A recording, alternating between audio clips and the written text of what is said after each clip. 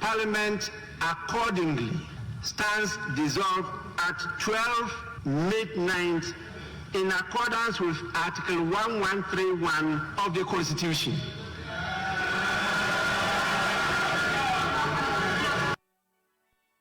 As the country prepares to usher in the ninth parliament in some few hours, we bring you the verdict of both majority and minority on how they performed in the last 4 years. Every chapter of this journey has been marked by its own twists, turns, highs and lows. But in the end, the NDC Minority Caucus delivered and lived up to the expectation of the people. As we reflect on the years, we are reminded of the truth that all things, both good and difficult, have a beginning and an end.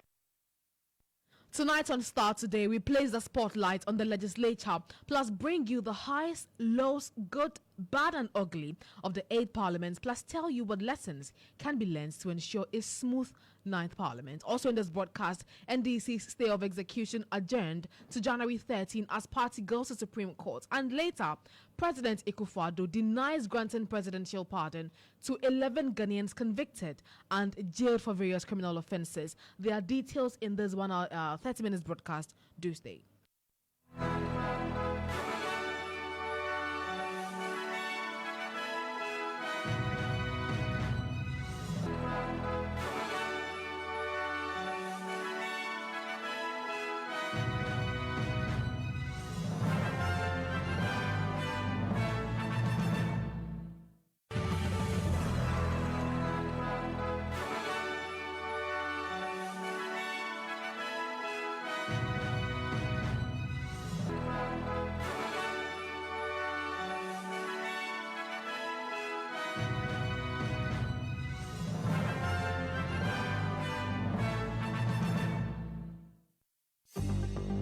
Starr News is coming to you live on Ultimate 106.9 FM in Kumasi, Empire 102.7 FM in Takoradi, Cool 103.5 FM in Ho, Rage and Might FM in Tamale, Somali FM in Wa, My Star Radio in the USA. Also live on Facebook on Starr 103.5 FM and on starfm.com.gh around the world. This is Starr 103.5 FM.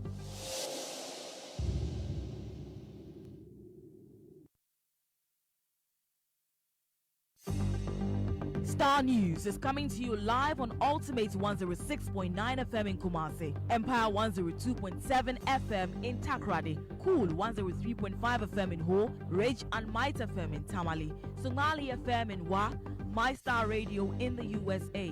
Also live on Facebook on Starr 103.5 FM and on starfm.com.gh around the world. This is Starr 103.5 FM. Thank you very much for your company this evening. I am Tutuwaa Danso, and this bulletin is streaming live on Facebook on Starr 103.5 FM. Let's start off in Parliament now. And Ghanaians have finally bid farewell to the 8th Parliament of the land, which gained notoriety for some chaotic moments. The 8th Parliament was noted for its unique balance of power. At its inception 4 years ago, both the NPP and the NDC caucuses held 137 seats each, with the independent candidates for Formena constituency holding the balance of power. The perfect split also translated into the female representation in the House in both the NPP and the NDC had 20 seats apiece. This rare equilibrium resulted in near clashes during the consideration of some controversial bills. Well, let's first take a listen to the minority leader, Atuforson. Every chapter of this journey has been marked by its own twists, turns, highs and lows. But in the end, the NDC Minority Caucus delivered and lived up to the expectation of the people. As we reflect on the years, we are reminded of the truth that all things, both good and difficult, have a beginning and an end. Mr. Speaker, as we draw the curtain of this distinguished parliament, we cannot help but to give thanks to the Almighty God for his guidance and grace throughout this tenure, throughout our tenure. His hands has carried us through every storm and the challenges. We also extend our sincere appreciation to you, Right Honorable Speaker Alban Sumana Kingsford Bagbin, for your exemplary leadership and unwavering direction. You came after a long tradition of competent speakers. However, none of your forebears were burdened with a hung parliament such as yours. You were the first speaker elected from a party that is not in government, but you were well prepared for it. From your days, Mr. Speaker, as a minority leader, a majority leader, and a deputy speaker, your wisdom, patience, and calmness, even under pressure, have been an anchor for this House, especially during turbulence times. Your ability to manage this parliament with fairness, even in most challenging circumstances, has made you an outstanding statesman. To the members of the NDC Minority Caucus that briefly became the Majority Caucus, I express my profound gratitude for the support and cooperation that I, along with my colleagues in leadership, received from you over the past 2 years. Together, we have achieved numerous milestones, and I'm confident that history will be kind to us for our collective efforts. At the stroke of midnight today, the NDC caucus will re-enter this chamber with a strength of an unprecedented two-thirds majority. Mr. Speaker, this, I believe, serves as a timely reminder to the political class that the people of Ghana reward hard work, dedication, and true love for country.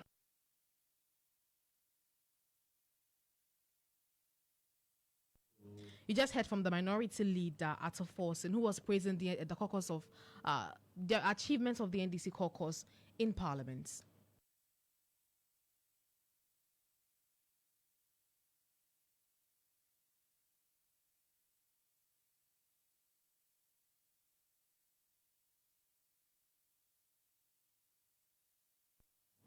Well, we'll be engaging a parliamentary affairs correspondent, Ibrahim Alassan, shortly on the back of what is happening in Parliament. We understand that Parliament is yet to be dissolved. From now till midnight of January 7th, 2025, we will call him to give us a clear picture of what is happening really on the ground. But we'll talk about some other stories, especially with regards to the recollation and the redeclaration of some results in courts.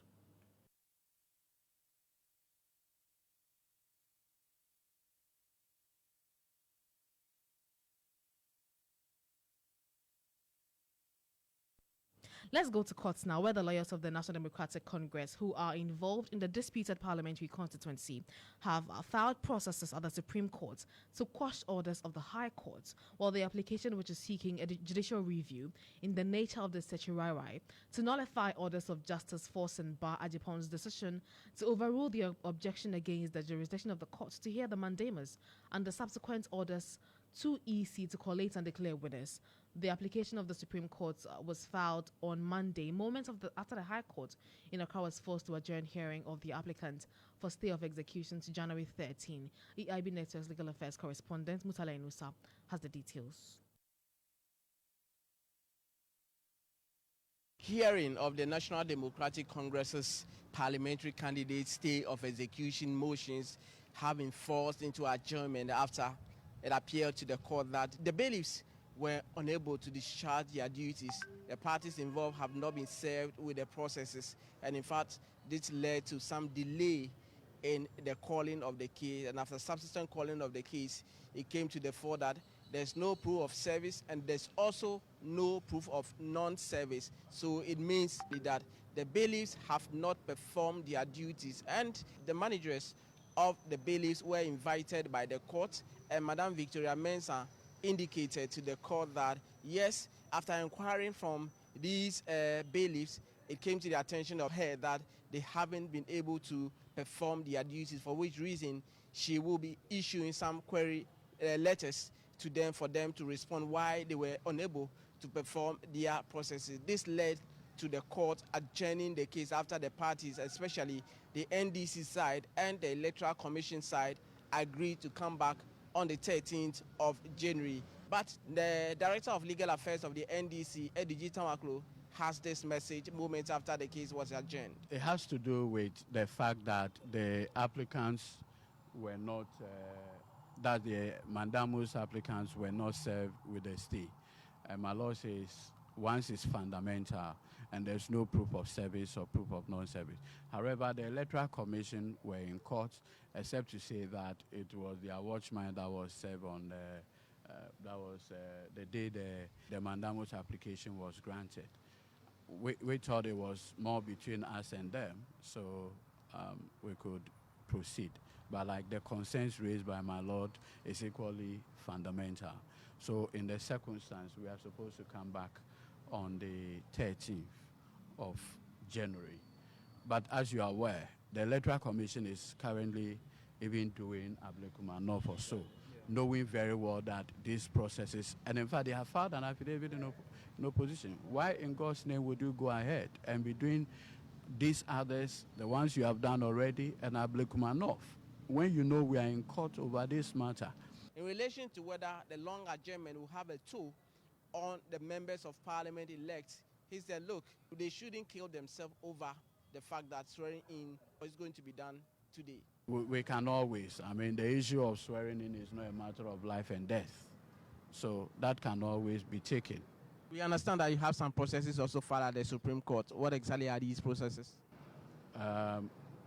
Later we'll talk about that. Thank you. Clearly, the numbers that we used to know are associated with these very cases have drastically reduced today. We didn't see the numbers in court today for obvious reason, because the Electoral Commission has gone ahead to make declarations in relation to these disputed constituencies following the orders of the High Court, even though the NDC side disagree. As a result of that, they have filed processes at the Supreme Court by way of a judicial review in the nature of certiorari to quash the ruling on the objection that was overruled on the 1st of January, and also the ruling of the court on the mandamus application, which was granted on the 4th of January.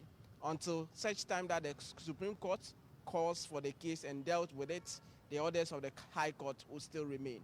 From the High Court here in Accra, Mutala Inusa, GH1. While Gary Nimako, counsel for the Akwitia MP-elect, has accused the Koforidua High Court Judge Justice Senyo Amedahi of bias. This comes after the Koforidua High Court, presided over by Justice Senyo Amedahi, dismissed the application seeking to set aside an interim injunction barring the swearing-in of Ernest Yaokumi as Member of Parliament-elect for Akwitia, pending the substantive case challenging the election results. On January 3, 2025, the court issued an interim injunction preventing Ernest Yaokumi's swearing in following a lawsuit filed by Henry Boachi Yadom, the NDC's parliamentary candidate. Now, the lawsuit filed against the Electoral Commission, Ernest Yaokumi, and the clerk to Parliament challenges the election result, which declared Mr. Kumi of the NPP the winner with 19,269 votes against Mr. Boachi Yadom's 17,206 votes. While speaking to the media after the ruling, Gary Nimako said he will challenge the decision of the Supreme Court. I believe all of this is what happened in court, isn't it? It's what happened in court. The biased nature of the judge in court. The case has been called. It's an party. You have not noticed to the affected party. I'm in court and I say I want to be heard. You are telling me you will not hear me. You will not hear me. You are the next party. How do you come as party just on the eve of swearing in? And the judge says I will not hear you. A lawyer, I will not hear you because you are not on record as a lawyer for the person. But they came as party. They didn't serve the clients. And I'm telling you, potential stands to be affected by the order that you are going to make. And so therefore, please let us hear our side. Make it on notice. Say, I'm not going to hear you. We need to see. We are in the country. Okay, so Akwatiatu is simply saying that Electoral Commission has published some, what do you call it, a news item on Ghana Web or Ghana, what do you call it? Ghana News Agency, and that amounts to gazetting. I don't know when, what do you call it, gazette notification became news portal in Ghana. We need to see. Thank you very much. Social media. What's the way forward? We'll go to the Supreme Court. Was Gary Nimako, the member of, I beg your pardon, the counsel for the MP-elects for the Akwitia constituency. Meanwhile, Ernest Yaokumi, the MP-elect for Akwitia, said he remains hopeful he will win. His win will be upheld, therefore no amount of delay can impede his victory. Just that publication alone stands to affirm that indeed there's a gazette.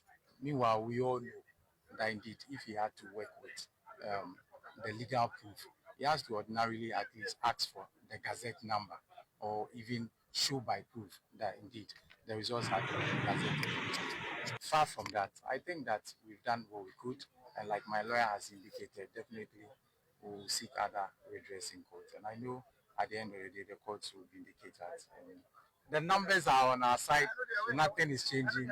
Anyway, it's just a waste of all of us our time. But at the end of the day, as I've indicated already, I mean, we'll come out victorious. Are you That's what disappointed matters. that few hours to your inauguration or swearing in this decision being taken? I'm not disappointed at all.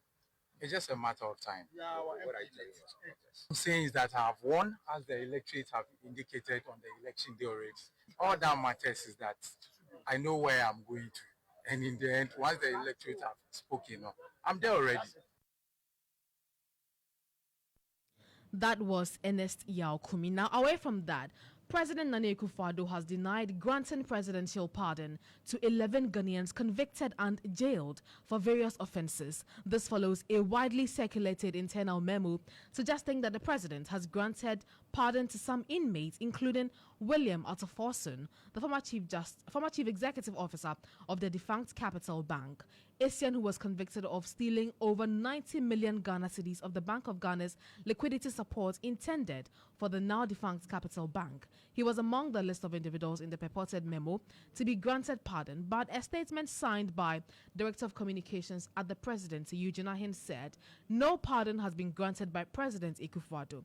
Our legal affairs correspondent Musala Inusa is here with me in the studios with a copy of that letter granting the presidential pardon. Musala, thank you very much for your time. But before we get to the new released memo, how did we even get here? Well, Vanessa, quite interesting times indeed. So you see the memo that you mentioned about, the purported memo that you mentioned about, is dated 31st December 2024, and it is addressed, and it is on the letterhead of the office of the president, and the secretary to the president, in fact, was also indicated on it, and addressed to Dear Nana Chairman, presumably to the chairman of the Council of State. And what it talks about is to the effect that prerogative of mercy in accordance with Article 72(1) of the 1992 Constitution. You know that it is only the president that has that particular privilege or mandate to grant presidential pardon when the president feel like some inmates or some persons convicted and sentenced who are serving various punishments have shown remorse enough or have found themselves in a situation where the president think that freeing them or giving them that opportunity for a second time in life is the most important thing. The president is allowed to do so. And per this letter, it states that the president of the Republic of Ghana wishes to exercise his prerogative of mercy in accordance with Article 72(1) of the 1992 Constitution to pardon certain convicted persons. The persons in respect of whom the president wishes to exercise this discretion are as follows. Then he started to mention names. One, Akwesi Al-Hassan, and his story was to the effect that he was convicted of murder and sentenced to death on the 19th of March 1993. That's quite a long time ago. You note that in recent time, the issue about the death penalty have been abolished. So now, anybody convicted for murder will serve life in prison. And in respect of Akwesi Al-Hassan, per the purported letter, he has been in prison since for the past 31 years, and he's now serving life imprisonment. That means that the president has now taken out of death penalty rule. He has taken out of the death penalty rule to life in prison. Then now there was a certain Beatrice Ofori whose name has also been mentioned, and we were told that she was convicted of human trafficking on the 6th of June 2003. That's about a little about you, absolutely, for 8 years with hard labor. She's currently 64 years old and is seriously hypertensive. This has affected both legs, leading to her inability to move freely. She spends most of her time in the prison infirmary. And so the third person on this list is quite interesting. That's one thing that many were asking questions about. William Ato Essien, the founder of the defunct Capital Bank. And for those who remember, he was sentenced by the High Court presided over by Justice Eric Bafo, was the one who sentenced me. After, in fact, in the course of the trial, just when the court was about to deliver judgment, he entered into an agreement with the state as per Section 35 of the court, where an accused person who look at the situation want to accept responsibility or want to admit to the offense, but giving, instead of going to jail, you want to pay money with compensation. And he has entered into that agreement with the state, and the court accepted that reluctantly and gave him a roadmap to pay the man in 3 tranches, 20 million, 20 million, 20 million. And the court notes that at some point in time, the roadmap given to him to complete the tranches, especially with respect to the first tranche, he couldn't complete it. So that forced Justice Richie Bafo to hand down a custodial sentence of 15 years. This particular letter came out to say that William Atosen, who was convicted for his role in the collapse of Capital Bank and sentenced to pay 90 million cedis, he defaulted after paying part of the money. He was sentenced to 15 years in prison in December 2023. He is suffering from severe life-threatening medical conditions and has undergone multiple surgeries as a result of that. And because of time, Vanessa, let me take you to the sixth person on this particular list. And it also has to do with, for those who remember, the National Youth Employment Program, GIDA. At the time, he was the coordinator of GIDA. And this case, it also brings to mind Abu Gapele. For those who remember, right. Justice Efia Sewa Saribuche, in fact, was the one that handled this case in 2018, sentenced them for willfully causing financial loss to the state. And in respect of Abu Gapele, he has been granted presidential pardon already. But Asibit Philip Akpene Asibit is one of the people who was convicted and serving a 12-year custodial sentence. And listen to what this letter said about what he went through. He was sentenced to 12 years in prison in 2018 for willfully causing financial loss to the state related to his role at the National Youth Employment Program. He has served 6 years in prison, and he has pleaded to be released on grounds of ill health. So these are some of the things that are contained on that purported memo, which sought to give the point that the president has given presidential pardon to some people because it's just about a day, then he's a few hours of exiting the office. Absolutely. And then just few hours later, we saw this letter coming at the president. But even before we get to the letter that has come out, you realize that in this earlier memo that we saw, the trend was quite similar. Absolutely. They were all going to be released on grounds of ill health. Quite similar trends. Yes. So one of the things that if you go to the prisons service, they look at when granting presidential pardon, one that I can speak of because I have had some kind of close relationship with the prison, with some trainings that we've had, and some conversations that ill health is one of the factors that are looked at when somebody is recommended for presidential pardon. Not that alone. They also look at how reformed a convicted person is by way of somebody who has shown remorse, somebody who has shown reformity, and somebody who has shown that body posture of showing the fact that yes, now he has accepted that whatever he did was wrong and is ready to be come back to life with second chance.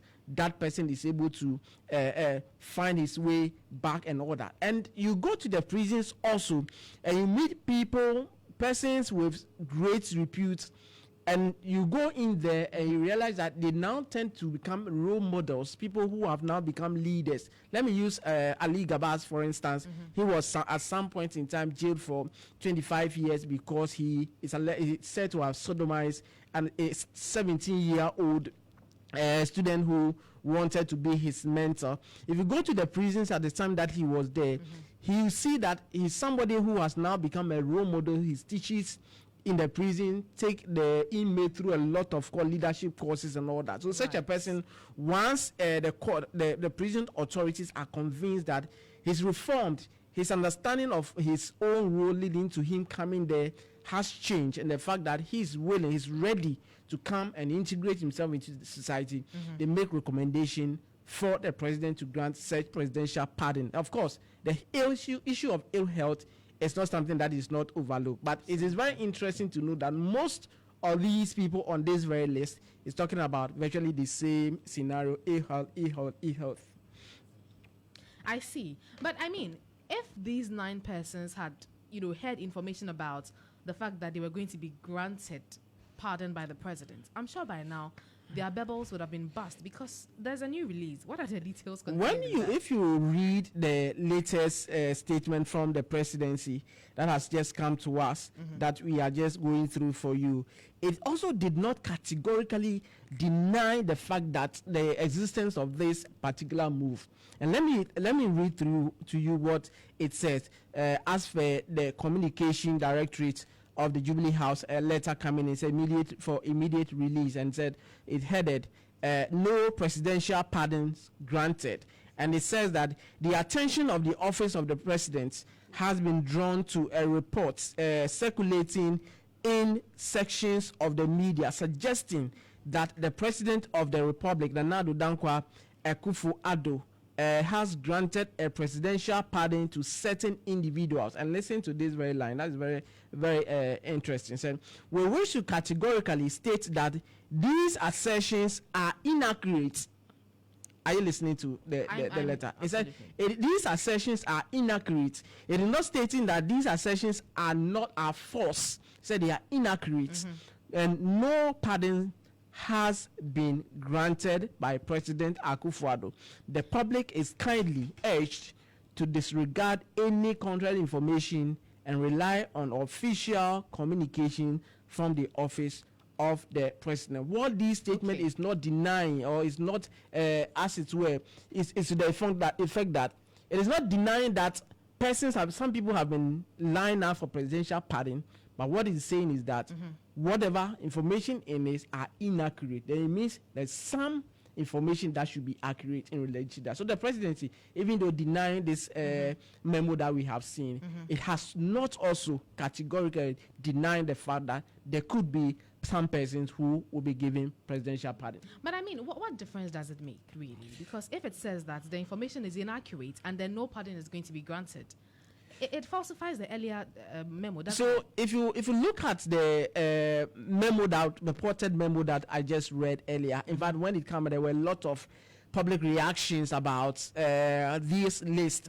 In fact, this list and the kind of people who were mentioned in that. Exactly. So, I mean, I saw comments where people thought that some of the people were undeserving absolutely of the pardon if it was true. So that is one of the things that, as most often than not, when issues of this nature come out and the controversy and the way people discuss about it, sometimes authorities look at it and say, look, this could be a wrong move. Let's find a way and then revise the whole thing. It could be that there's a list coming out, but also it could be that the list is just due to test the waters and look at what is happening. How would the people, in fact, the public accept it, especially if you look at the kind of reactions that surrounded the issue of the capital bank issue. You understand why you have some reactions coming up. But of course, the presidency, like I mentioned to you, the letter signed by Eugene Ahin, Director of Communications at the Office of the President, they are not denying the fact that some persons will be given presidential pardon, or that they are saying that the information there is inaccurate and no pardon has been granted yet. All right, Mutala, thank you very much for your time. Let's go over the phone lines now and engage anti-grabs campaigner Edem Senanu. He joins us now for more on this development. Mr. Senanu, thank you very much for your time. I mean, you earlier described the move as complicated, but the presidency says that it has, on the record, not granted any pardon. What is your immediate reaction to that? Well, some kind of relief, because it seemed quite complicated, the list, and without additional details on what was happening to others who had been convicted under some of these cases, it would leave a lot of questions. So if they haven't granted it, then there's relief for all of us, and it's not something we should bother ourselves with. But why did you describe the earlier memo as complicated? Is it a case that, I mean, if that memo was indeed true, it would have indicated that people will not be punished enough to serve as deterrent to people that want to commit crimes? Well, the question in my mind simply was, are there others who have been committed to prison whose health are equally as bad, who ought to be benefiting? Was this being fair, or is there equality? It was raising questions. And so, and in my mind, we probably want to make sure that everybody who deserves clemency gets clemency. On the other hand, if there are people who have as it were, taking away that which belongs to the state, and we think that they ought to be paying back, but have not been able to do so, and they have been jailed. Should we then just write off such things without having verified, because it will leave suspicions? This is just a case of the political elite rubbing their backs or something. So I think that if there are going to be such cases, there ought to be a lot of information in the public domain as to the factors leading to these kinds of actions, such that everybody is clear. It doesn't have any underpinnings of favoritism or nepotism or anything. But I mean, the argument on social media especially was with the fact that, these persons were supposedly going to be given pardon on ill health. Would that have been grounds enough to set them out of prison? Well, yes, I should think that if somebody's life is so threatened that the person might just die off and there is really no other recourse, and there is medical evidence to back that up, and the person decides to give clemency, I mean, who are we? I don't think that's an area we want to get into. However, when you don't have clarity on that, as well as if there are other similar cases, and see, the point is this: it is easy when somebody is well known because they may have been part of the upper echelon of society. But what about the other people at the lower levels who may also have done lesser crimes but also have their lives threatened? Are they such cases? Are they also being given sentences? So it just raised so many questions that if we're going to go down that road, it would be better to have adequate information in order to draw the right conclusions. Thank you very much. Edem Senanu is an anti-graft campaigner. Starr. Fast and credible.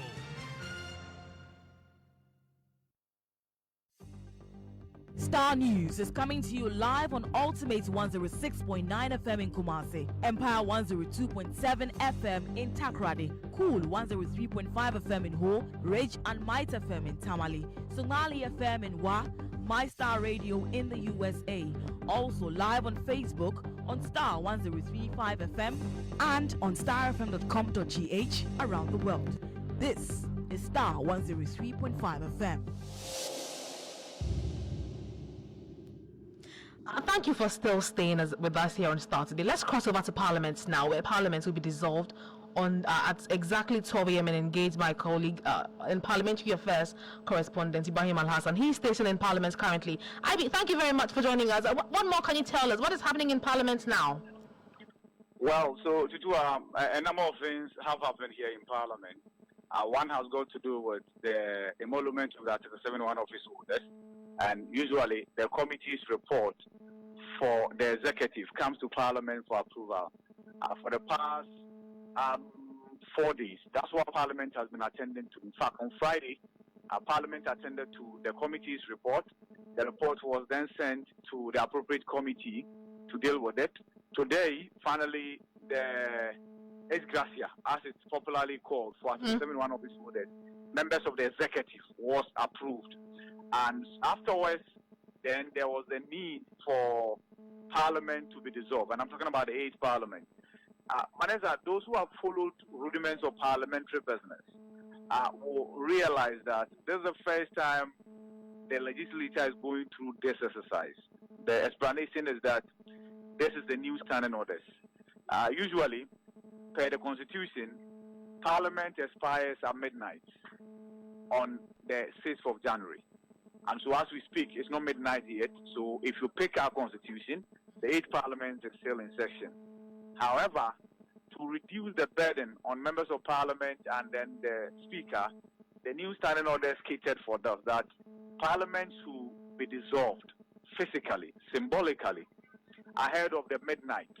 So what has happened is that, yes, the minority leader, Dr. Kesela Tufosin, took his turn to give his submission relative to the 4-year tenure of this 8th Parliament. And he talks about the many pains, the successes of this particular Parliament, the challenges, the difficulties, and personal difficulties as well. In fact, Vanessa, interestingly, he mentioned Godfred Yeboah Dame's name, the Attorney General, and then went ahead to accuse him of persecution. And I'm sure you are aware, and listeners are aware, of the ambulance case that has virtually come to naught now as we speak, because the High Court had freed Dr. Kesela Tuforsen and then Richard Japa and a few others as well. But for the AD had then indicated that it was going to appeal that decision. As we speak, we don't know how that appeal has shaped up. But of course, we know that by tomorrow, Godfred Adame will no longer be an Attorney General. So Dr. Kesela Tuforsen mentioned that as part of the ordeals and the challenges that the NDC side had to go through in the hands of the outgoing administration. And then it got to the turn of Alexander Kwame Afenyo-Markin, the majority leader, who also took turn to enumerate the success stories of not just the 8th Parliament, but also of the Nana Addo Bawumia administration. Talked about the challenges, had something to say about the Speaker as well, that indeed, as human as the Speaker is, there were times that the NPP side felt the Speaker was being biased. There were times that the NPP side felt the Speaker was being high-handed. The Speaker was trying to stifle free speech. But in all, no human being is 100%.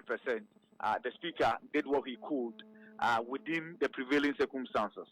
And so he's not surprised at all that he has been tapped again to lead Parliament as a Speaker in the 9th Parliament. Of course, responding to Dr. Kesela Tuforsen on Godfred Adame, Alexander Kwame Afenyo-Markin mentioned that the rule of law is rule of law. Instead of personalizing what happened to him, he would have wished that Dr. Kesela Tuforsen realized that in democracy, there is separation of power. In separation of power, there's what we call rule of law relative to justice. And it's the same process that he went through that subsequently freed him. And so he ought not to have personalized that particular matter. After back and forth, and then he indicated, I'm talking about Alexander Kwame Afenyo-Markin, after a number of heckling from the NDC side that he had kept too long at the dispatch or at where he was speaking, he had indicated that they have seen nothing yet. And after tomorrow, where he goes to the left side of the Speaker and becomes a minority leader, they should brace themselves. Again, he had a caution to the incoming Mahama administration. And that caution, Vanessa, finally is that touch one, touch all. And that is the mantra. So if the incoming administration intends going after even a single appointee of the Nana Addo administration, the entire minority will come together and fight the system in solidarity or in support with whoever has been touched. He singled out the oral team, described it as unfortunate, that it's an illegal creation. It's a creation of persecution. It's a creation of hate hunting, and it's a creation of vendetta. Of course, I guess who else was in the chamber? Samuel Okudzeto Ablakwa, the chairman for the oral team, had a few laughs, smiles, and giggles in a chat with his colleagues when Alexander Kwame Afenyo-Markin was uttering these words.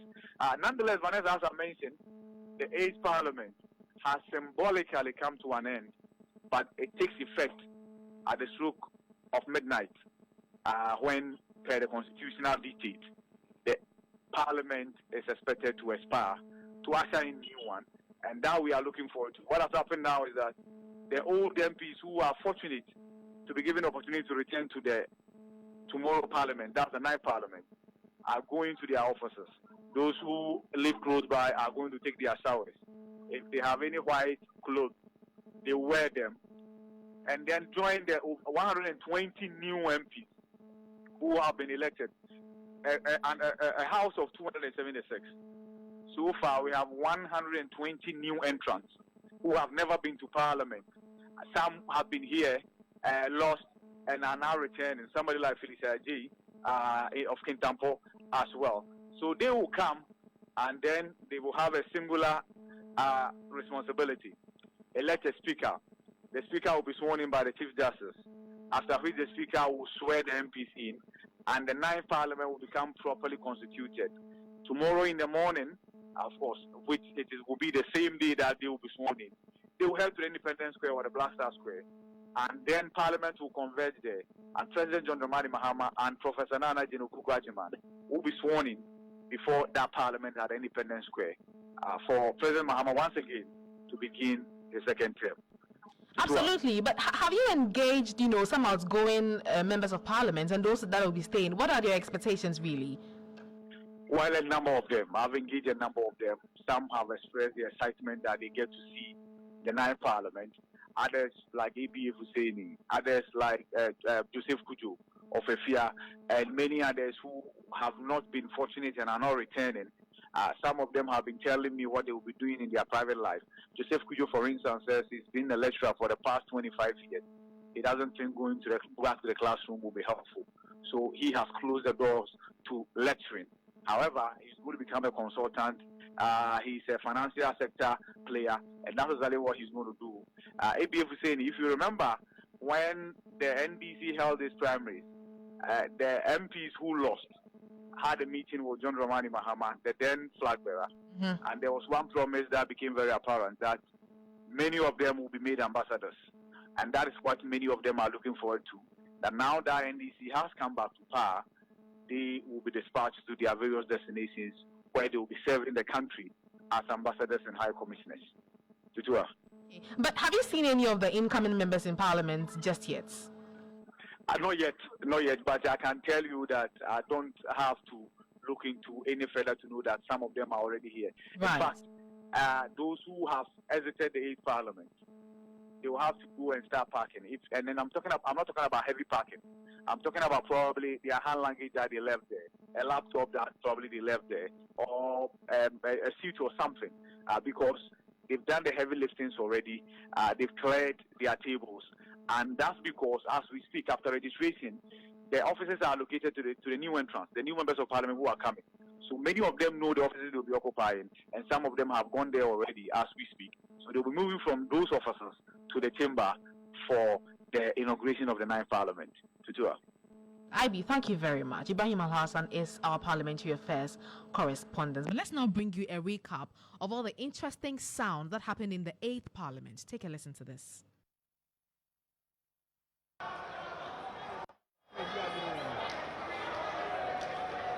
Can you recognize your member of parliament? No? Well, before you do, let's rewind to the very beginning of the longest running political drama in town, the 8th Parliament of Ghana, a saga of twists, turns, and fistfights.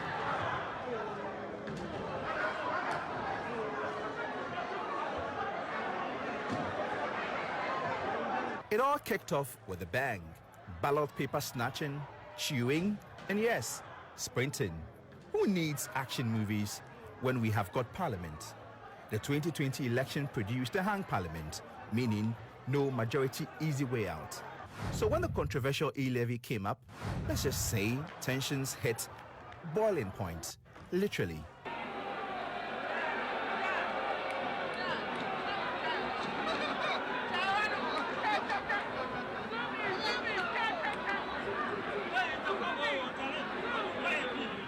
The e-levy vote saw Ahanta West MP Alexander Kojokum wheeled in by ambulance. Nanton MP Hadi Tuferi sped into Parliament despite a car accident to vote on 3 revenue bills. You would think he was auditioning for the Fast and Furious spin-off. Tamale South MP Haruna Idrisu raised the stakes, invoking Article 97 to throw a curveball attempting to formalize and establish the NDC as the majority. The plot thickens. I am very certain that Parliament and Ghana will go through a major constitutional test.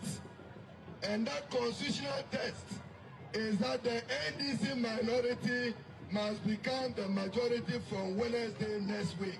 Former Speaker Michael Quay had set a precedent. Speaker Aban Gbagben followed suit, declaring the seats of some MPs vacant for switching political tickets. How does an MP operate both as an elected independent MP and at the same time an MPP MP if he should win the election? This lacuna of a ridiculous situation is not what is anticipated under the 1992 Constitution. In the circumstances, Parliament it is determined that the conduct of Honorable Andrew Amuaku Esiama amounts to vacating his seat in Parliament. These MPs cannot be allowed by law and my good self to continue to pretend to be representing people that they don't believe in. But hold on, the majority wasn't going down without a fight. The matter that came before us has interpretation reliefs, and that you do not have the power to interpret the Constitution, and that your duty is to enforce. Mr. Speaker. Honorable member, you were not listening to me. Mr. Speaker, may I finish with respect? All what you said are wrong, so I cannot continue to allow you to keep on misleading the House. They rushed the Supreme Court to stay Bagwen's decision. And if you thought MPs couldn't be punctual, you would be wrong. On October 22nd, many MPs got up early, showing up as early as 6 a.m. just to grab the coveted majority spot in the chamber. I don't want to glorify that kind of allegation. I came here as part of my duties. It's not only these days or today that I come to work early. Every time I come to work early. First on the scene, in Sawam Adoajiri MP, Frank Anodompre. But Adaklu MP, Kwame Agboja, wasn't having any of that. Why is Anodompre already sitting in there? When we were told that the room opens at 8 o'clock, yes. He's already sitting in there. So they are the ones who are going to cause the fight. Both sides fought for control at the chamber like it was the last jollof at a party. In this showdown, the MPP eventually walked out, leaving the NDC to celebrate in style. No blows exchanged this time, just some good old-fashioned jeers and victory songs.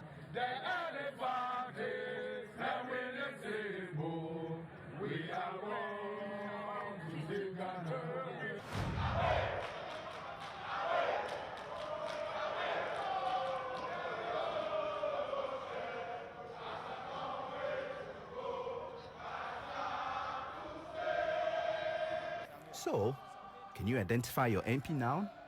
If not, just tune in to the next episode. Who knows what drama awaits Ghana's political theatre? Jojo Kobna, GH1 News.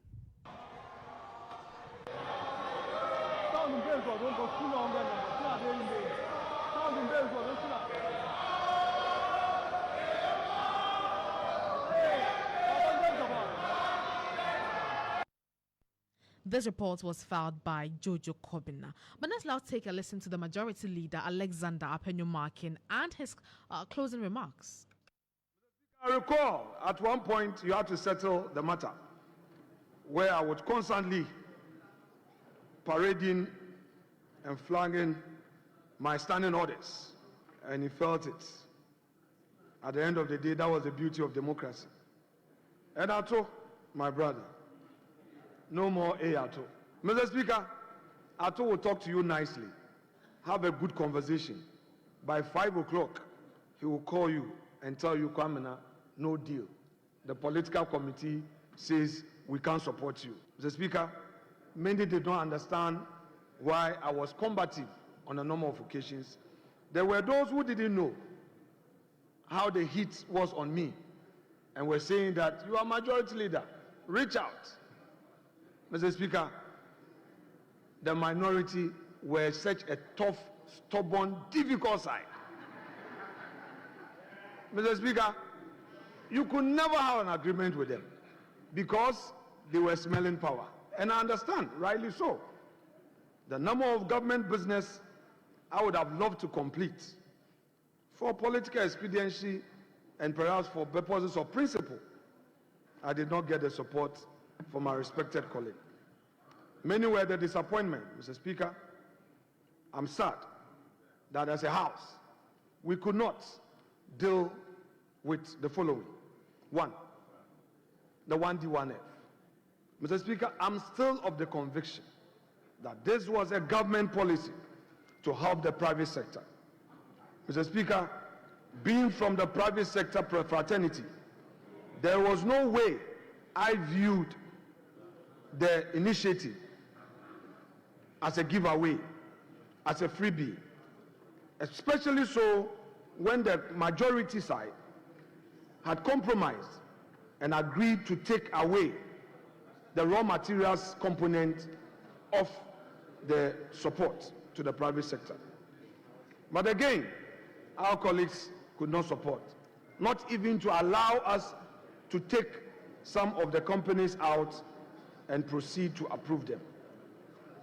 Mr. Speaker, the nomination of justices for the Supreme Court, which as a House, we vetted them but could not pass them, is also one disappointment to me as a leader. These are citizens of our country who, for no fault of theirs, have earned that call to serve at the highest court of the land.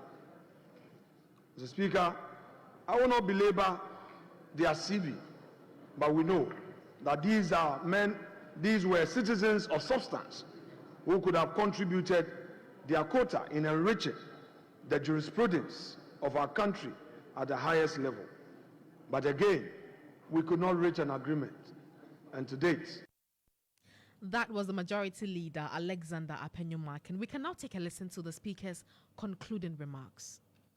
We have started a process of looking at welfare support for members of Parliament, because under the laws of Ghana, the parliamentary service is to provide some welfare support for members of Parliament. This is not covered under Article 71. There are matters that may be made available here for you to be able to perform your duties and handle your responsibilities very well.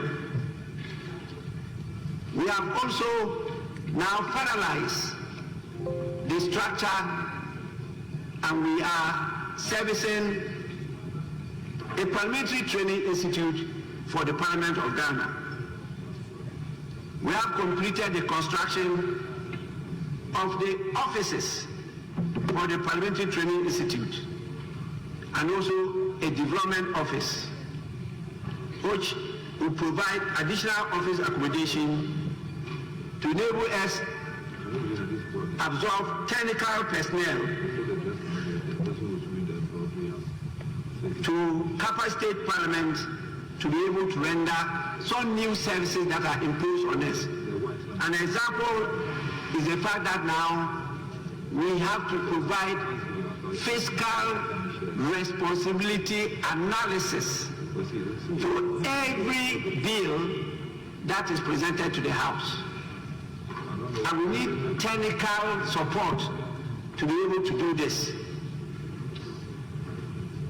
We have also reconfigured and refurbished the upper part of this chamber block and converted it into a parliamentary museum. And so other members are encouraged to just have a sight of it where you can trace the history, the unique history of the Parliament of Ghana from before the colonial intervention up to date. We have restructured the committee system, and now you have 6 cluster organized subject matter areas. We have the finance and economic committees cluster, we have the legal committees, the science and technology, we have the social, infrastructure and security committees, the government, and other few expert areas. We have established the Budget and Fiscal Analysis Office. And we have also improved the IT system. And so very soon, when it is fully deployed, we'll be using e-voting, not your voices again when the question is put. And we believe that the 9th Parliament will have the benefit of this facility.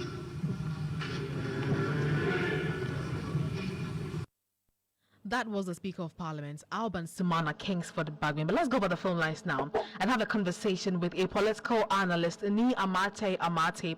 Thank you very much, sir, for your time this evening. The 8th Parliament is dissolving.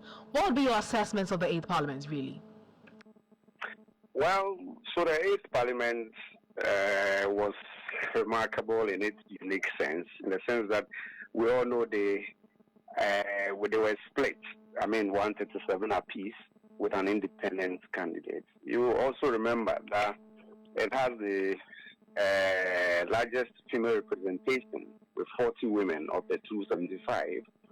And then an independent speaker. In that sense, you could also say that the speaker didn't come from the ruling party.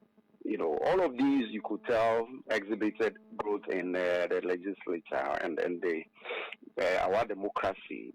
There was also the legislative achievement because they passed over 1,000 bills, right? Information Act and the National Identification Authority Act. We are proud of these things. And then international diplomacy. The Parliament ratified treaties to the effect that we also had this African Free Trade Area. I don't know if you know that in 2022, it was recognized as the best open parliament in Africa. But all these platitudes would also come with their challenges, and so we recorded some unfortunate scenes, especially right from day one when the speaker was to be voted in or selected or elected. What we saw was a very bad situation of fight and the chewing of ballot papers and stuff. You don't expect a parliamentarian to do a thing like this. And then the parliament couldn't provide adequate oversight, of the executive branch. And this led to allegations of corruption and mismanagement and all manner of things. If you check, you could also land on the fact that there was a case of double salaries being paid to parliamentarians, especially those who were ministers and at the same time were holding on to certain constituencies. All of these things gave a dark cloud over the parliament. And the removal of the minority and majority leaders. Clement Sabonsu and Haruna Idrisu were both leaders of their group. But unfortunately, the manner in which they were taken off was so embarrassing. Look,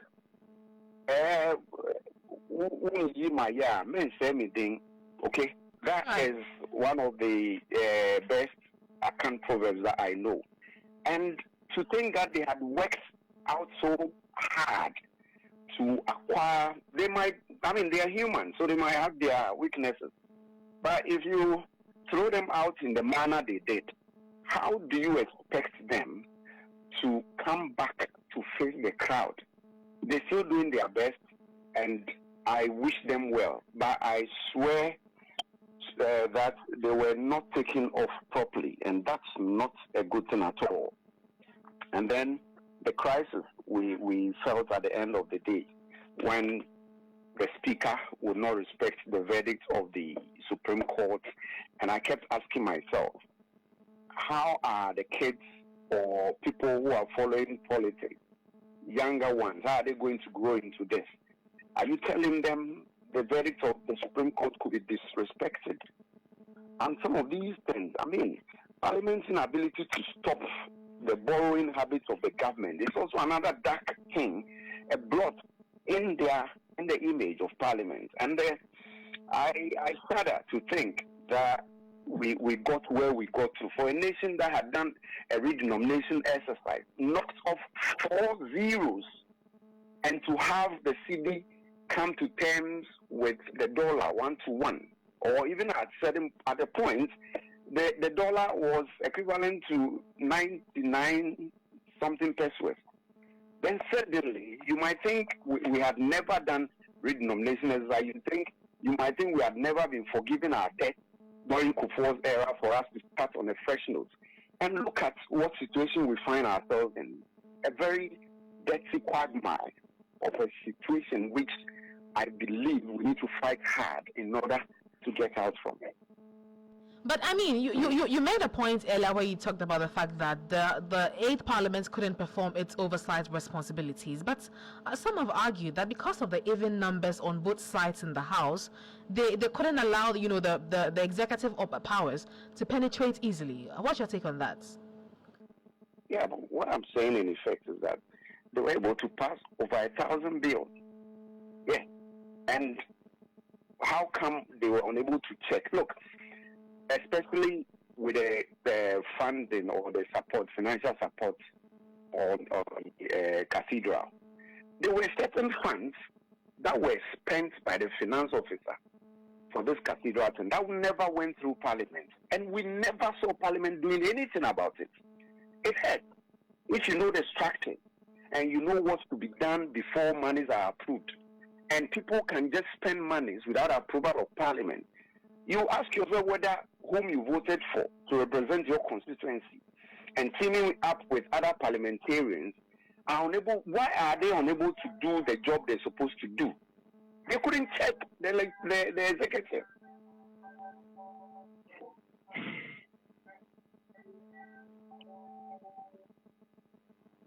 I mean, sorry, I thought I lost you there. But finally, before I let you go, I mean, there's a school of thought that believe that the numbers in Parliament helped Ghanaians because they were able to control the kind of things that happened.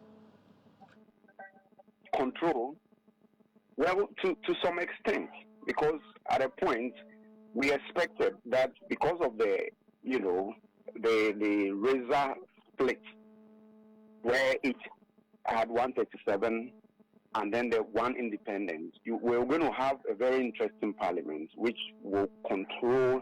And then, in Canada and such other places, many times over, they experience a true hung Parliament where the split is deep into the middle. And so there you learn how to talk diplomatically with your neighbor, you learn how to sweet talk, and then you do things together. We never saw a thing like that here. And in spite of the closeness of the numbers, we realized, and there were situations where people were not in Parliament, they were counted. For instance, if you were able to go through the gates of Parliament and you get to the precinct, not in the House, they counted. Look at the embarrassing situation of bringing somebody who was dying, somebody who had a stroke. A parliamentarian would be brought in an ambulance to Parliament because the e-levy should be passed. Some of these embarrassing situations were things that really touched me, and I thought that for once, maybe the human part of us was gone. Absolutely. Now, I mean, let's also look at how Bagben's election took place. I mean, and the whole acrimony that happened. You know, how the MPs were fighting over his election and all of that. And you also talked a bit about the e-levy, how they had to fight in a bit to pass the e-levy. I mean, going forward, in the 9th Parliament, what would be your advice to members of Parliament when it comes to some of these things? Well, I shudder to even think about the 9th Parliament because of the two-thirds majority or almost two-thirds majority that the NDC enjoys now. Look, I'm happy the president-elect assured us that they were going to be responsible in the use of the numbers. If they become irresponsible, Ghana is gone because they can do whatever they want to do with those numbers. But going forward, I pray that the Parliament would see the need of those they represent and make sure that those things go through. Never again should we see a situation where a minister of finance will use monies, the taxpayers' monies, without consultation or without going through Parliament, as the structures say. Never again should we experience such embarrassing situations of parliamentarians taking double salary. When you are a parliamentarian, you meet a minister, what you take is the difference in salary between your parliamentary salary and then the minister's salary. You don't take both salaries. It's embarrassing. It's thievery, some may say. Okay? And so we expect them to know what the constituents need, and for them to help us achieve those.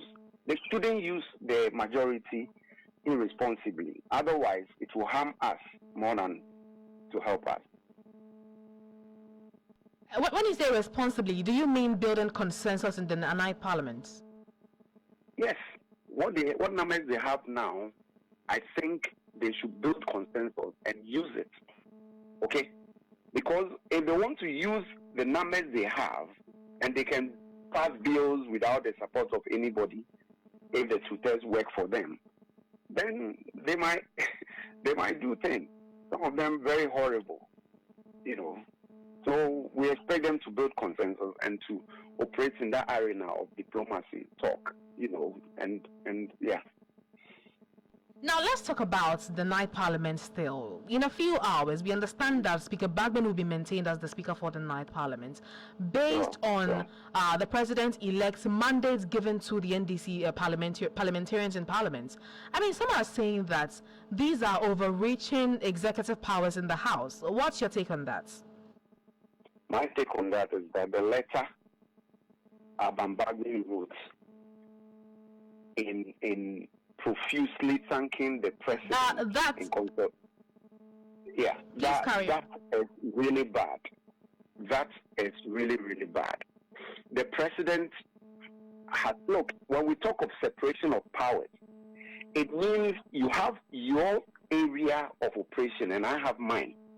Never should you have a situation where a president-elect should choose the Speaker of Parliament. When it happens that way, you have a situation where the president can control Parliament, and it shouldn't ever. Look, things may happen behind the scenes where Mahama might say, "Oh, I prefer Speaker Bagman to be the Speaker," and stuff. But you don't come out openly to thank him. It is never done. And that letter, if I were Bagman, I would draw that letter and just express appreciation to the team, the NDC team in Parliament. You don't include it. Look, it is called separation of powers. Okay, I mean, let's not still staying in the ninth Parliament. I beg your pardon. The NPP MPs or the executives of the party have chosen Apenyo Markin to still be the leader of the now minority caucus in Parliament. Do you think that he is deserving of that slot, if I may put it that way? Well, Apenyo Markin showed some strides in spite of the newness to the position as majority leader. He really showed some strides, like I keep saying, by way of helping with policies and, advocating the standpoint of his membership and stuff. He was vociferous in the things he thought were right. And in situations where he thought things were not going right in Parliament, he proceeded to the court, which is what everybody should do when things come up to that level. Of course, many people did not agree with him because they felt that Parliament could, resolve its own issue. At a point, it was said that Parliament is a law unto itself. But when you are in the house with your parents and your mom and dad are up to each other's throats, you could go to the family head or next door neighbor, respectable next door neighbor, to invite them to, So what he did was that he went to the court, and I think there shouldn't be any qualms about that. Well, that belongs to the past now. So Apenyo Markin really worked, and I think his work has been appreciated by the larger majority of the persons he represented, and then the NPP people and the caucus. And so I think once there is I've not heard anybody objecting to that selection, and I think once it's been taken, he should go on to serve. I listened to him talking of hard work, and pleaded with God to be his guide. I think that's in order. He is human like everybody else, and sometimes he's gone overboard with his use of words and other things. But be that as it may, I think the major part of his work was hugely appreciated, and that was why he was chosen as the new leader of the now minority caucus. Yeah. Now, looking at the selection of the speakers, I mean, NDC clearly has the numbers in Parliament, and so they are entitled to the first deputy speaker position. Talking about the second deputy speaker position, should that slot be reserved for an NPP MP, or the NDC should pay back the NPP for what happened in 2005, where Freddie Blay was selected from the CPP and an NPP person as a second deputy speaker in Parliament without, giving the NDC any slots? Well, some of these things have their own wranglings and their own, behind the scenes consultations and stuff. And I think that by the time we get to midnight, all of these things would have been resolved for them to know who goes for what. But like you're saying, it's good if I fall down for you and you fall down for me. That's dog's play, and it is accepted in the world of animals. We are animals as well, and we should be seen to be, being thankful to others for what they have done for us. But we leave it in their hands, and let's see what goes on. By now, there are vociferous consultations behind the scenes, and some of these things might play out later when we all join them to get to the wee hours of the day. Thank you very much for speaking to us. It's always a pleasure talking to you. That was Ani Amate, a political analyst with the University of Professional Studies. This is still Starr Today.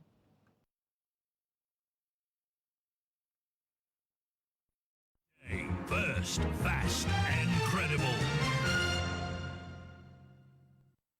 Now, Ghana's commitment to democratic principles shone brightly today as outgoing President Nana Akufo-Addo graciously welcomed President-elect John Dramani Mahama to the Jubilee House. This momentous occasion, reminiscent of the seamless 2017 transition, underscores the resilience of Ghana's Fourth Republic and its dedication to peaceful governance. With warm smiles and a shared vision for national progress, the leaders emphasized unity, signaling hope for a collaborative future amidst current challenges. Here is Abdul Hanan Adam with this report.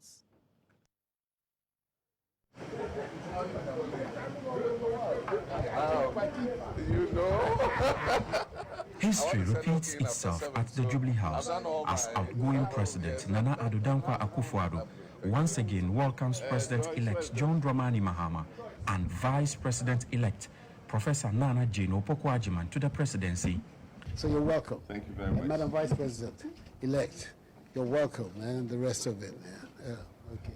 Yeah, thank you very much. The meeting marks a significant moment of unity and collaboration in Ghana's democratic journey, particularly in the Fourth Republic.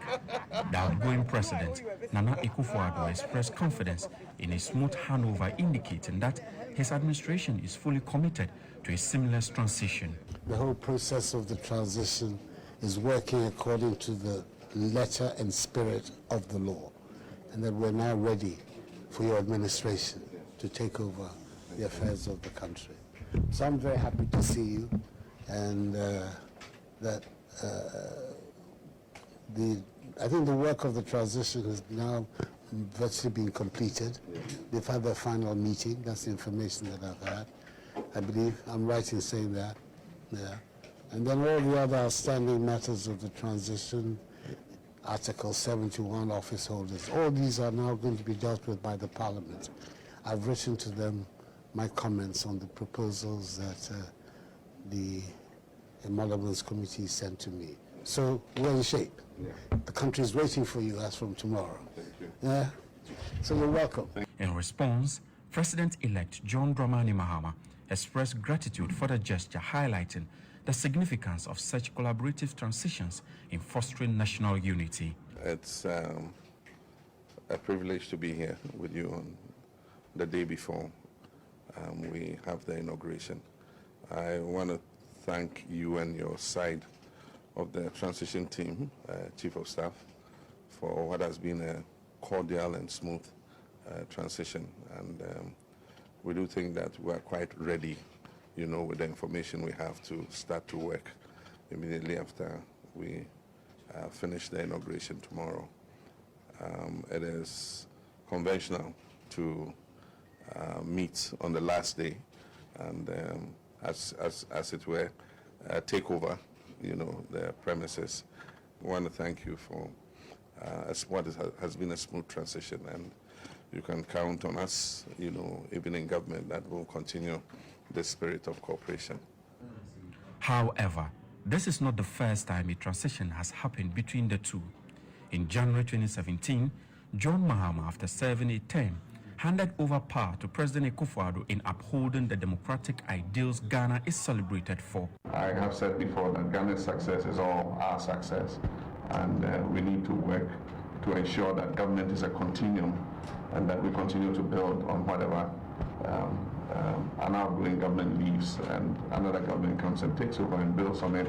Governments will come and go, but Ghana must continue to progress. As Ghana prepares for the upcoming inauguration, this moment serves as a powerful reminder of the nation's democratic resilience and shared vision of its leaders. For GH1 News, Abdul Hanan Adam, Jubilee House.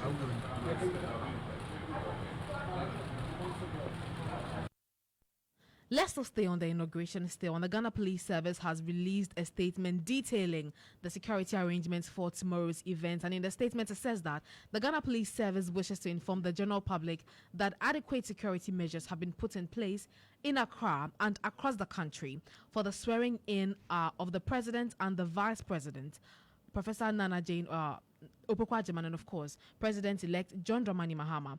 It also says that as part of the measures, there will be intermittent roadblocks, restrictions, and traffic diversions in some parts of Accra. It also ends by saying that meanwhile, security arrangements are also in place for the swearing in of members of Parliament elect and the Speaker of Parliament today, 6th January 2025, at the Parliament House. Let's now cross over and go over the phone lines now and have a conversation with security analyst Dr. Adam Buna. Doc, thank you very much for joining us on the bulletin this evening. I mean, from your experience, what are the key security risks usually associated with public events like a presidential inauguration? Well, good evening and good evening to your viewers. Usually, what the risks could be once you have mass gatherings, you are likely to have people who might want to take advantage from petty pickpocketing to people who might want to disrupt the events. It could be anything from pickpocketing to the use of explosives. But I am also reliably informed, and that sniffer dogs, the canine units who have experienced canines or the dogs units for sniffing out explosives have been sent there to ensure that the whole place is searched, the whole place, they sniff around everything and ensure that all high-rise buildings around the area are covered. I was there yesterday for my own, gathering of my, information, for observation of what is going on. And I was impressed with regards to security arrangements. So you have, you have where you need accreditation to sit, and then where you don't need the popular stand where every citizen, depending on how early you are, to get a place to sit. So when you enter the Independence Square, that once you would be overlooking, once you enter, you would be overlooking where the dignitaries will be sitting. The dignitaries include heads of other countries, heads of state from other countries, and then also the diplomatic community, our own dignitaries and people, invited guests who need accreditation. So you will find those people would be overlooking directly the entrance to the Independence Square. And those you will see are the black chairs. But predominantly, all the red sitting chairs are left predominantly for those without accreditation. And amongst them is usually what you expect, that you would have plainclothes intelligence officers, plainclothes, concealed firearm carriers. So you have all manner of persons who are usually embedded in the public gallery. That way, and there is a way of doing that arrangement. That way, anyone who would want to do anything nasty will be picked up. And then usually what also happens is that you have an outstation surveillance team. And the outstation surveillance team, they act like an eagle eye where, you are aware that drones are not supposed to be used. But you are going to have some cameras that you wouldn't know whether they are TV cameras or they are this. And usually you see them panning around everywhere. These are a surveillance team that is doing recce and making sure that things that if you are among the people, you won't see. The surveillance team are picking people who are looking suspicious, and so when they see you and you look suspicious, the camera, they will pan the camera, is going to be on you to see. And once they think something is going wrong, they would inform the ground team, who would be in constant communication with, to be able to ensure that anyone who wants to do anything nasty is neutralized. I'm putting all this out because there is a need for people to be informed, for people to know that don't think that if you attempt anything nasty, you will not be picked up. And so it is in our own interest, anyone who wants to be there, to go there believing that it is going to be a redeclaration of independence tomorrow is a day we have all been waiting for and all that. And so as far as I'm concerned, this is the structure of the security. And so there are other things I can't say, but it is well coordinated from different angles. You have the police, you have fire, you have the St. John's ambulance, you have the military, you have all of them, all fire service, all of them are pulled together, and all of these units are called, I have mentioned, would also have plainclothes officers among them who are supposed to be part of the public, who you would think all of them are viewing, but not all of them are supposed to be watching, but they are supposed to be observing what is going on, but are supposed to keep an eye on people who might want to destabilize, the beautiful event we are expecting tomorrow. All right. I mean, we also reliably informed that this event, which is happening tomorrow, will be well attended by a lot of dignitaries across the globe. Now, looking at the security preparations, how sure are we that the security personnel will provide top-notch security? I can tell you because I worked closely with them in the last couple of weeks. And I can tell you that preparations have been underway to ensure. And there's been rehearsals upon rehearsals, and the planning has been well done. And, everyone, each and every member of the security team, whether in uniform or undercover, all know what they are supposed to be doing. And so they are drawn from everywhere. And I know that before today, the president-elect, H.E. John Dramani Mahama, had visited almost all our West African neighbors and some African countries to personally invite some of these people. And as of yesterday when I went there, they were landing in their numbers and moving into various hotels and all that. And so I will tell you that it's almost as if the whole world is going to be peeping into what is going to happen tomorrow. And I don't foresee any security challenge. The only thing is that the weather is excessively hot. And so I'm expecting the St. John's ambulance crew to rather increase their numbers and ensure that they have emergency medication in case some people pass out, because the place is going to be full to the brim. And so it's more or less going to have more people who might be passing out because of the heat, and the sheer number of people who might want to be within the prison or be in that area.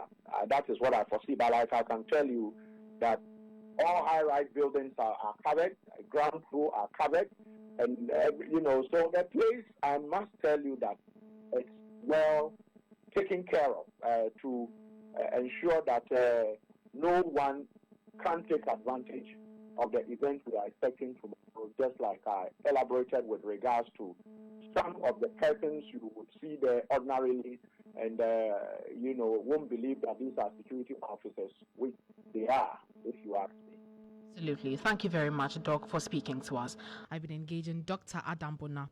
He's a security analyst, talking to us about security preparations ahead of tomorrow's event. And let me just go over the police statements released earlier about the preparations for tomorrow's event, where it says that the Ghana Police Service wishes to inform the general public that adequate security measures have been put in place in Accra and across the country for the swearing in of the President-elect of the Republic of Ghana, His Excellency John Dramani Mahama, and the Vice President-elect, Professor Nana Opukwajiman, tomorrow, the 7th day of January 2025. And as part of the measures, there will be intermittent roadblocks, restrictions, and traffic diversions in some parts of the country. Roads in the security operational parameters will therefore be closed to both human and vehicular traffic from 6 a.m. to 6 p.m. tomorrow, Tuesday, January 7, 2025.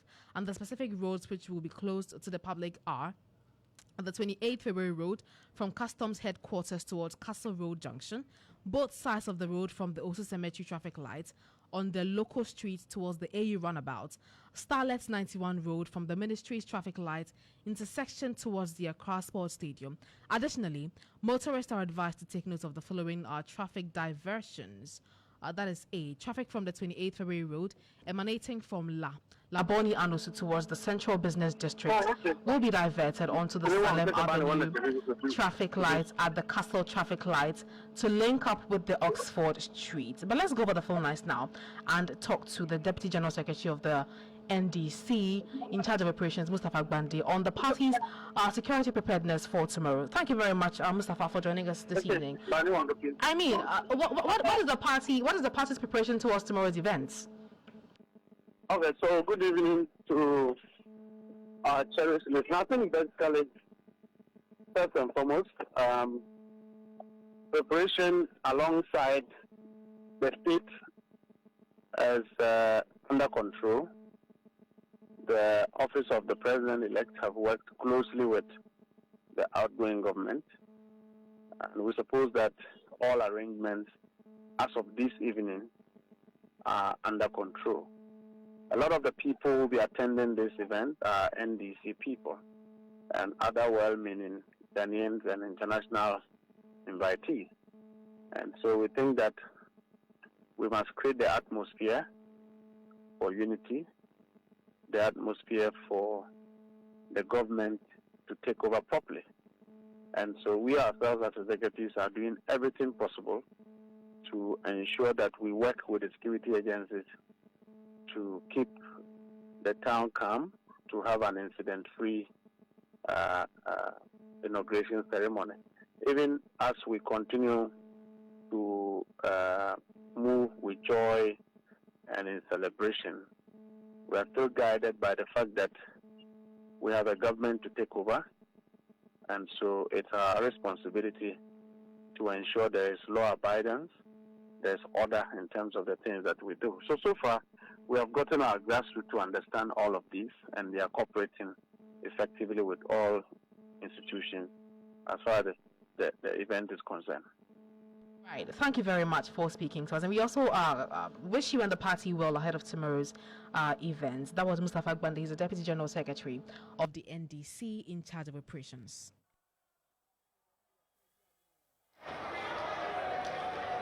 Can you recognize your member of parliament? No?